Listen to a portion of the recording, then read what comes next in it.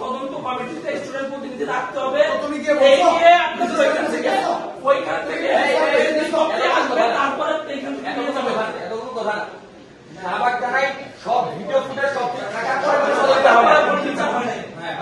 কত বড় বায়াস প্রশাসন এটা, কত বড় বায়াস প্রশাসন।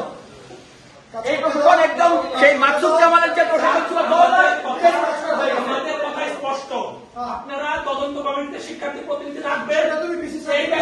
সেখানে আগে ওইখান থেকে প্রেস বিজ্ঞপ্তি আসবে তদন্ত কমিটিতে, কমিটিতে শিক্ষার্থী থাকবে।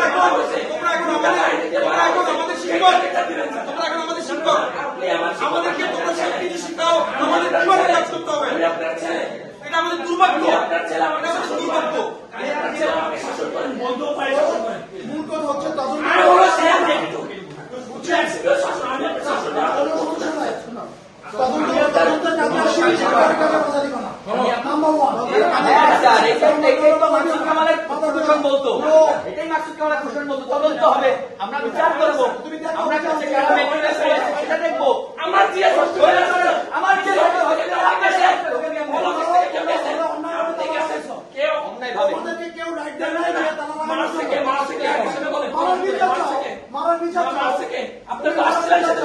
বিচার না করে চলে গেছে,